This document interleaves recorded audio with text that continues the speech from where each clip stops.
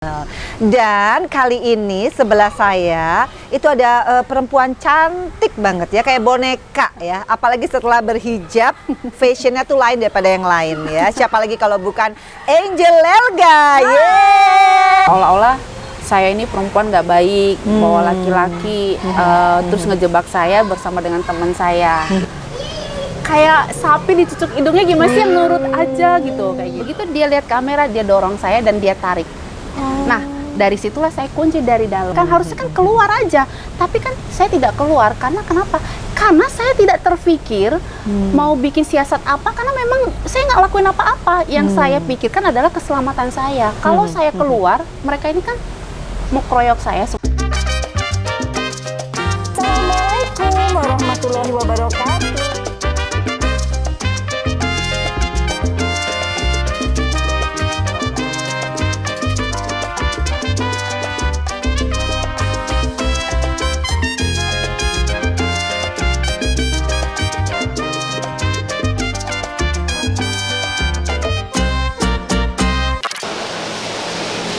Assalamualaikum warahmatullahi wabarakatuh. Hai guys, welcome to my YouTube channel, Vena Melinda Channel.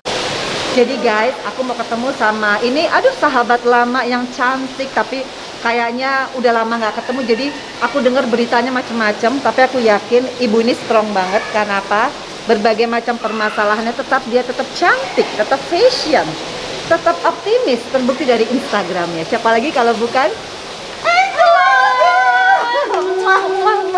tuh kan, keren banget kan? Ini nggak makan apa gimana sih? Makan, cuman ya udah tetap juga nge-gym kan, tetap nge-gym. Karena aku kan orang nggak bisa diet, jadi nge-gymnya juga harus kuat Setiap hari. setiap hari. Tapi kayaknya umurnya dia lebih muda daripada Eke deh. Cuma sekarang 37. Aku 49 guys. Beda 12 tahun, tapi lihat dong. Tapi lihat juga dong, beda 12 tahun guys. Oh, Tuh, ini ada keren. lemak-lemak sedikit. Pokoknya hari ini aku mau nostalgia. Karena kita ketemu tahun berapa ya? Tahun berapa? Dulu tuh aku bikin baju sama mamanya. Dulu sebelum aku belum punya clothing, belum tahu bikin baju, sendiri sama mamamu, ya kan? Anak-anak masih kecil ya? Masih kecil ya? Vero Atala Iya, ya. masih kecil semuanya. Sekarang ketemu lagi. Keren banget ya. Pokoknya hari ini aku pengen ngulik-ngulik. Tapi ini nguliknya positif loh. Apa Don't aja boleh worry. tanya. Pokoknya guys, nonton terus ya di Vena Melinda Channel. Jangan lupa untuk apa? Subscribe, like, share, and comment. Assalamualaikum warahmatullahi wabarakatuh. Hai guys, welcome to my YouTube channel, Vena Melinda Channel. Dan kali ini sebelah saya itu ada perempuan cantik banget ya, kayak boneka ya. Apalagi setelah berhijab, fashionnya tuh lain daripada yang lain ya. Siapa lagi kalau bukan Angel Elga. Yeay! Ini juga kakak cantik, idola pada zamannya. Dulu apa sinetron kamu ya? Aduh, Dewi udah.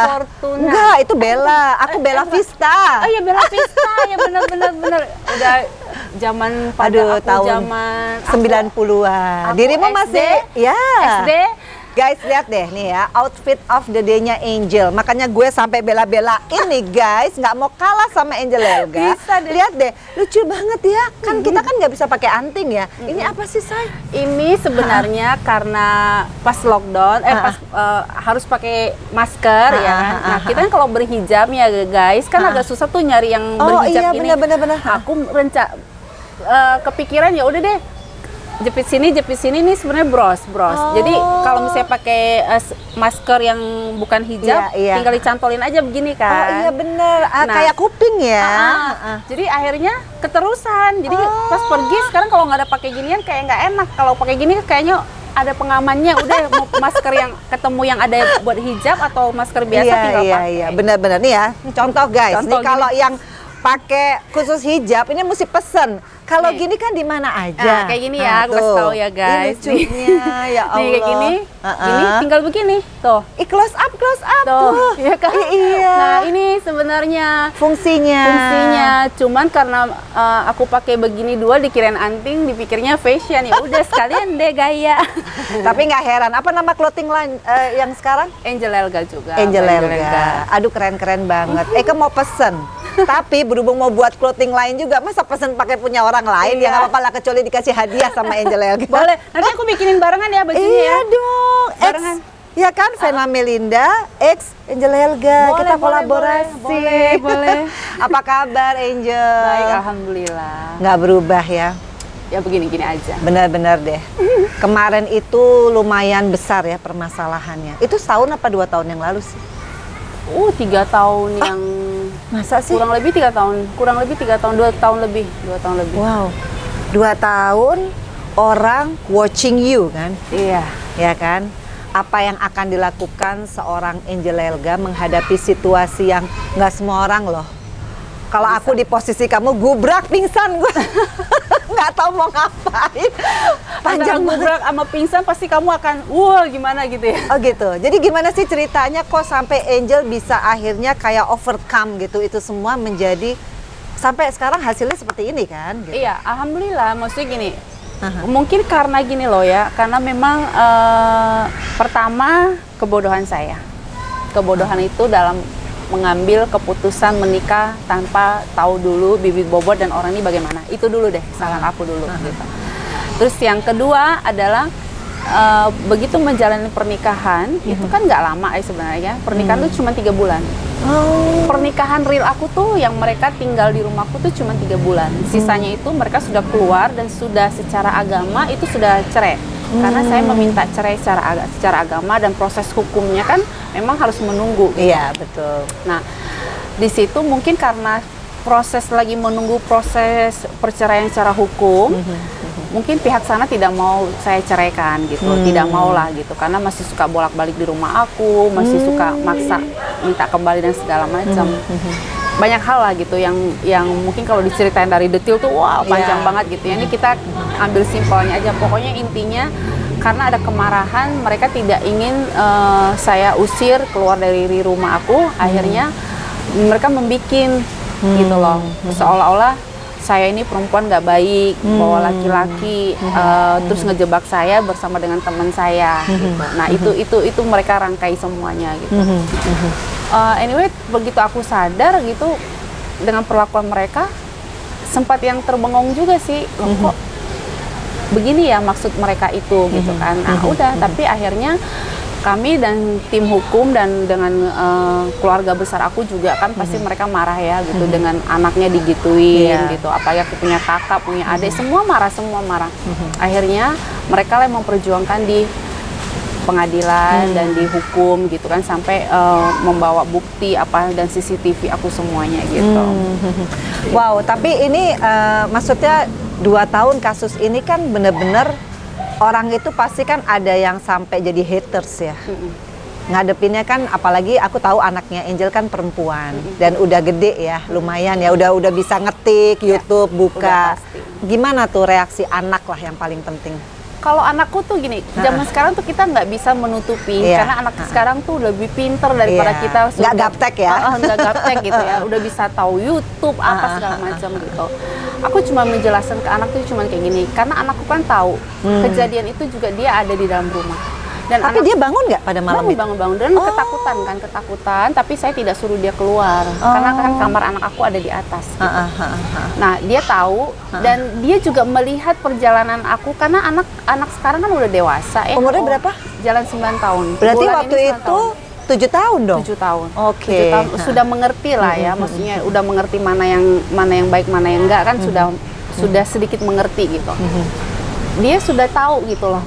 Pas saya bawa mereka, maksudnya mantan ini ke rumah saya, dia sudah tahu sebenarnya si situasi ini kayak apa, bagaimana dia juga kurang nyaman dan apa segala macam. Nah waktu pendekatan, sorry ya Angel ya, waktu pendekatan anak dimintain persetujuan nggak sih? Meskipun usia 7 tahun, Angel ngomong nggak, mama nih mau nikah lagi sama aku tuh justru aku bilang, ini kesalahan terbesar aku. Oh, jadi nggak nanya? Orang kayak gini loh, kayak gimana sih?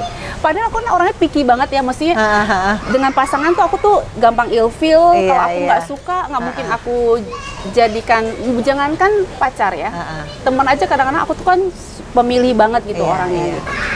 Aku tuh nggak tahu kenapa, tanpa melihat bibit bobot itu, terus tiba-tiba aku tuh kayak terjadi pernikahan gitu loh. Padahal waktu itu si Fitri tahu banget kan cerita semuanya kan. Harusnya aku tuh bukan menikah dengan dia, tapi aku bisa lupa semuanya. Masa Sampai sih? Fitri tuh sampai ya kamu Fitri deh kalau mau sebenarnya ya. Fitri itu saksi mata dan saksi hidup aku. Gitu dia tahu ceritain semuanya dari awalnya. dari awal sampai dia bilang ini kayak bukan kamu deh nih, ini sih bukan kamu deh gitu. Dan aku tuh bisa yang kayak sapi dicucuk hidungnya gimana sih yang nurut aja gitu kayak gitu.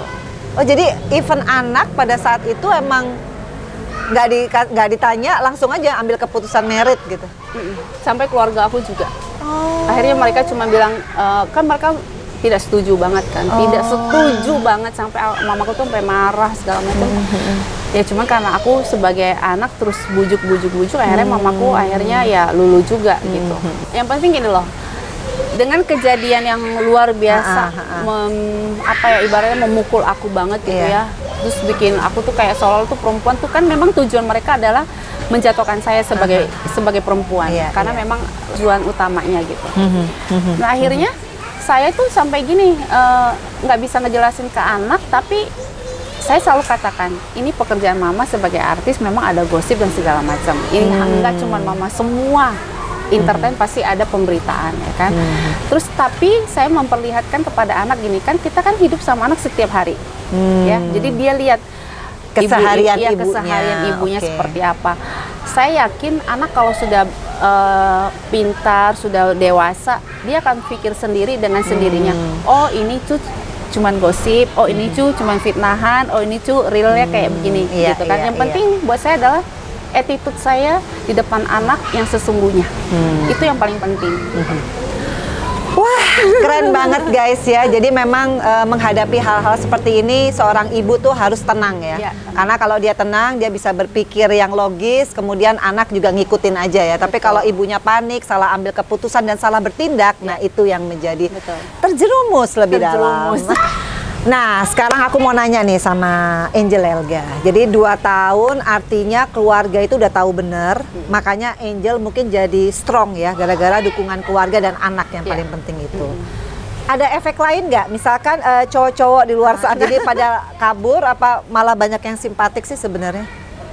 Aku nggak tahu sih, karena kan aku juga nggak banyak bergaul sama, maksudnya nggak punya banyak teman cowok yang baik gimana kan. Aku tuh sebenarnya bukan tipikal orang yang bergaul gitu. Masa sih? Iya, bukan tipikal yang bergaul. Makanya aku tuh kalau punya temen tuh nggak banyak, hanya orang-orang lama gitu yang udah tahu. Kan tadi aku bilang aku tuh orangnya pemilih. Kalau nggak convert, nggak nyaman, aku nggak trust, aku nggak mungkin mau berteman itu aku gitu. Nah jadi kalau misalnya dibilang pas kejadian itu ada efeknya nggak? Aku nggak tahu sih ya. Karena kan maksudnya gini. Kalau laki-laki coba untuk mau mendekat tuh pasti ada. Oh, masih ada ya? Iya. Bahkan setelah kejadian itu mereka kayak kasihan, kayak kok bisa sih begitu tuh, itu laki-laki kok begitu sih, kok begini, karena mereka tahu kan yang gituin saya ini kan ya track recordnya udah begini banget gitu loh. Kecuali mereka tahu bahwa saya misalnya di yang punya masalah begitu, mungkin orang akan ini, tapi mereka untungnya tahu gitu lawan saya ini track recordnya bagaimana. Akhirnya pas kejadian itu mereka tuh malah kayak lebih empati ya, sama bilang aku tuh bodoh. Ada bonusnya ya. Ada bonusnya. Oh gitu. Kayak ada beberapa teman sama nyokap aku juga suka bilang ini, Mama sih lihat kamu, iya kamu kan nggak banyak ngomong, diam aja, cuman maaf nih katanya, sabar sama bego tuh beda tipis loh katanya. Itu jujur banget ya. Jadi banyak yang bilang aku tuh udah nggak bisa ngebedain Angel ini sabar atau bego tuh udah beda tipis katanya gitu. Tapi intinya nggak ada pengaruh sama sekali dalam orang-orang itu, khususnya laki-laki, untuk mendekati. Orang yang mau deketin kita juga pasti udah paham lah, udah pintar lah ya. Maksudnya kadang-kadang kan ada berita yang nggak semuanya ditelan gitu. Apalagi sekarang kan media atau berita kan memang banyak gitu. Jadi kadang-kadang update-nya juga nggak bukan yang update yang sesungguhnya berita kita yang real banget, sampai umur aja kadang-kadang salah, tanggal lahir aku aja salah, aku orang apa aja kadang salah, padahal kita di dunia entertain udah puluhan tahun gitu ya. Tapi tetap salah. Nah artinya kan saya rasa orang-orang yang memang juga udah main gadget apa juga pasti sudah pinter juga lah gitu. Saya sih yakin ya, mau netizen maupun penikmat media sosial gitu, bukan orang bodoh gitu. Kalaupun netizen ya mungkin mereka iseng-iseng aja gitu, pengen cari perhatian, mungkin ada ngomong apa. Terus saya yakin kok semua tuh udah pada pinter semua gitu. Tapi kadang-kadang suka jarinya aja ya. Ngetes juga kesabaran kita ya. Sebagai public figure ini kepancing nggak kalau gua ngomong nyeleneh sedikit. Nah, itu kan tadi orang ya, lawan jenis. Kalau pekerjaan, ada nggak pengaruhnya? Dengan 2 tahun pemberitaan kan akhirnya sekarang lebih clear ya. Karena udah ada keputusannya kan? Ya, gitu. sudah alhamdulillah Nah, sekarang. selama 2 tahun kemarin tuh kerjaan gimana? Terganggu nggak? Untungnya aku yang punya perusahaan jadi nggak ngaruh. Oh, Jadi karena aku gitu. yang punya perusahaan, jadi sebenarnya nggak Sekarang ngerjain apa sih, Angel? Aku kayak ada properti, Oh. juga pemasukan sampai luar negeri juga, kayak ada barang-barang yang aku masukin ke luar gitu, sama juga aku main skincare sekarang, punya pabriknya, dan mau opening juga nanti ada beauty clinic gitu. Oh, wow. Jadi intinya sebenarnya apapun permasalahan dalam kehidupan Angel tuh nggak pernah mempengaruhi kreativitas ya? Nggak. Kayak kalau aku lihat kan bisnis jalan. Nggak. Ini apa sih entrepreneurship ini nurun dari siapa sih? Kan Mama. nggak banyak yang tahu loh. Karena aku tuh kan ada keturunan Chinanya, Chinese-nya. Oh. Jadi dagangnya itu kuat banget di Oh, ini di gitu. otak aku gitu. Jadi memang udah darah Chinese itu udah kental banget gitu. Jadi kami ini satu keluarga ini ya memang orang-orang yang pedagang gitu. Seneng. Cuma hebatnya keluarganya Angel pada saat masalah itu terjadi, nggak ikut-ikutan ngomong di media atau emosi atau apa. Emang gimana sih sebetulnya? Apa Jadi- Angel ngelarang atau Enggak, gimana? Keluarga saya itu bukan keluarga orang yang suka muncul di media. Karena buat mereka adalah gini, yang dilawan ini malah bikin malu gitu. Jadi mamaku cuma ngomong gini, mamaku marah. Satu keluarga kita marah. Cuma mamaku cuma bilang begini, ini sudah konsekuensi kamu memilih orang yang salah tanpa melihat bibit bobotnya. Jadi kamu hadapi, kalau kita sih nggak mau, kita udah malu banget. Pada saat kita menerima dia aja, kita sudah malu banget gitu. Jangankan orang tua, teman-teman aku aja pada malu semua kan lihat saya ngambil kesalahan yang memutuskan dengan salah gitu.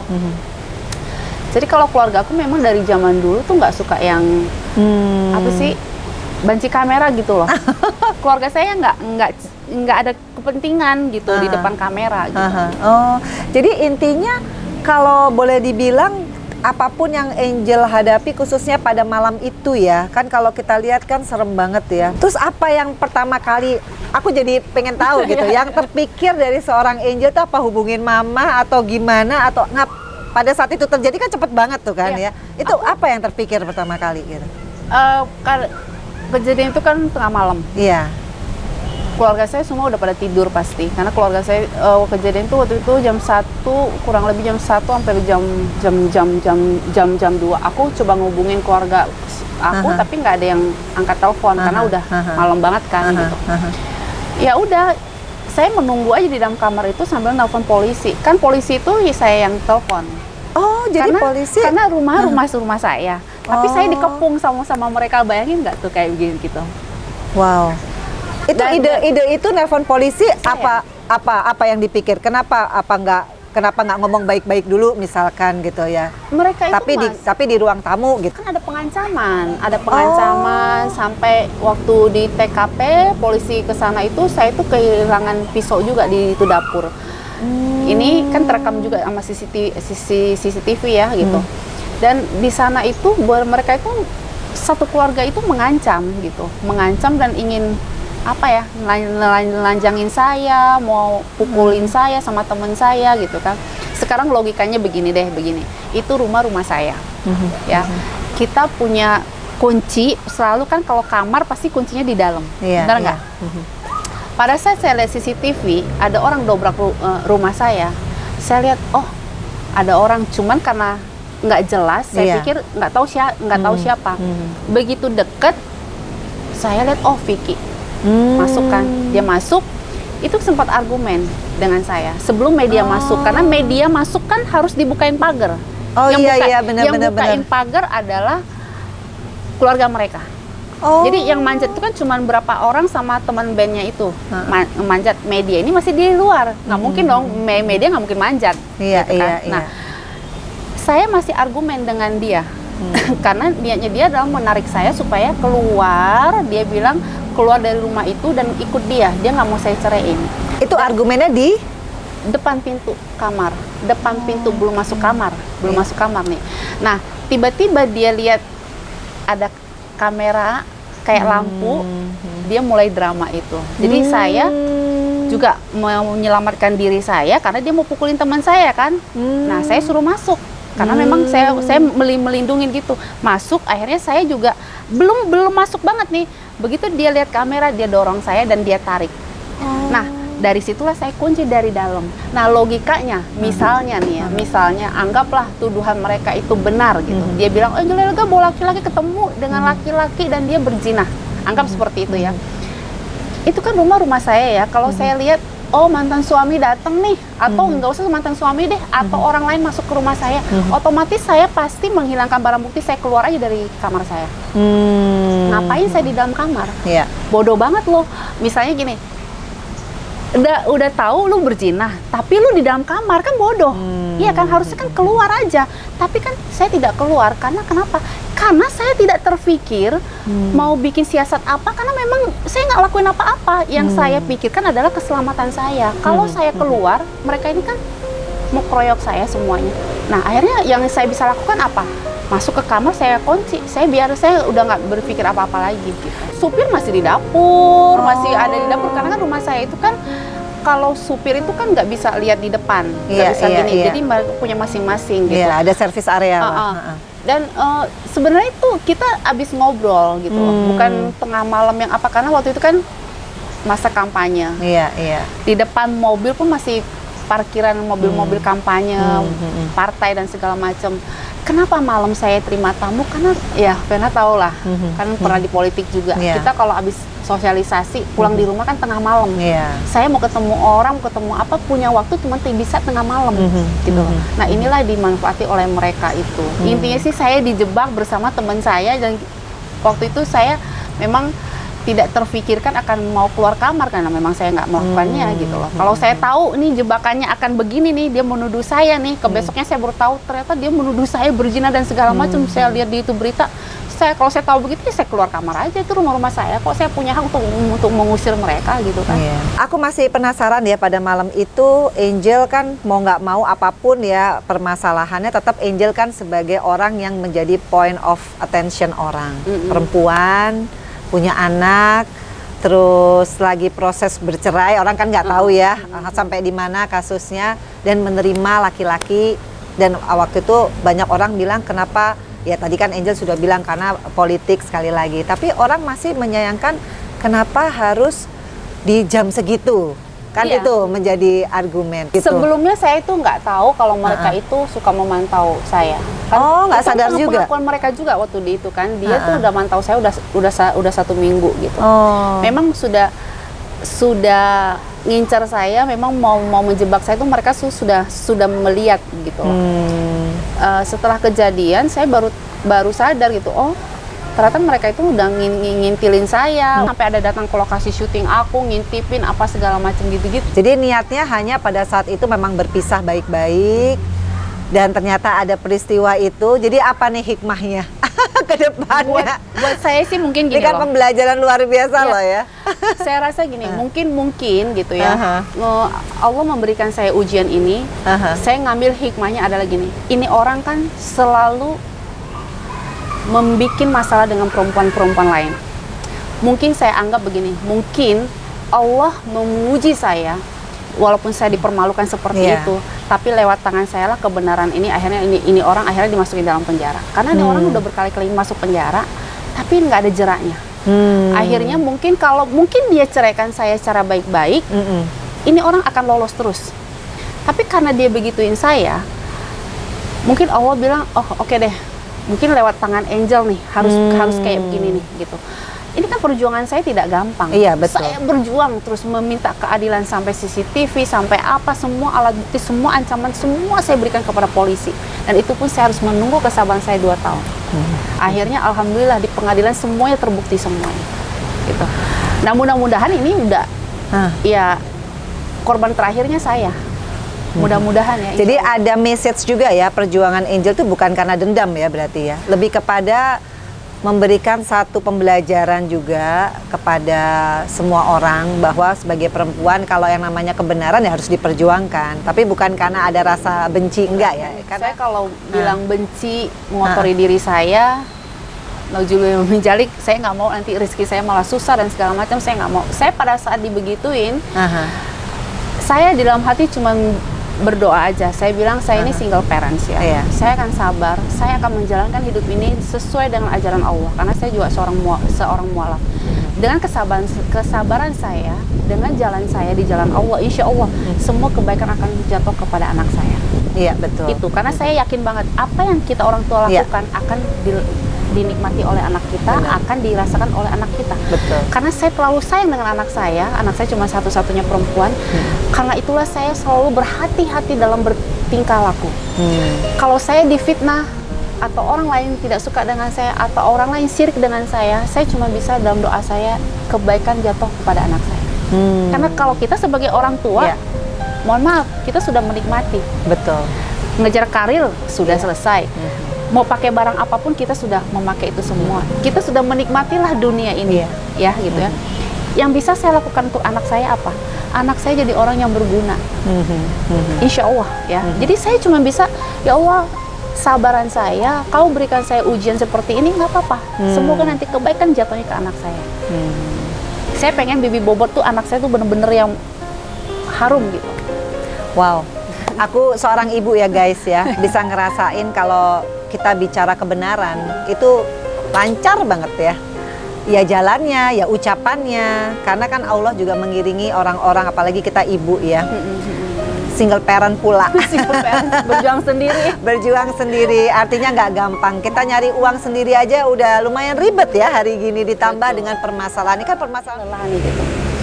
Tapi saya tuh kayak gini lagi nih, aduh, tapi kalau saya lelah di itu sini, kok cuma sampai di sini aja ya? Akhirnya saya perjuangin terus, saya mau apa yang menghapus lelah-lelah saya itu gitu. Ada bisnis yang harus saya jalankan, saya punya karyawan yang harus tetap digaji, anak saya tetap harus saya pantau pertumbuhannya, terus saya juga harus tetap mandiri, harus survive juga dan segala macam. Kalau sampai kena ke orang lain yang tiba-tiba teman kayak kita kayak begini, itu bagaimana? Tiba-tiba ada hidung belang nge-DM, terus udah gitu nguras hartanya, terus udah gitu di magic-magicin apa.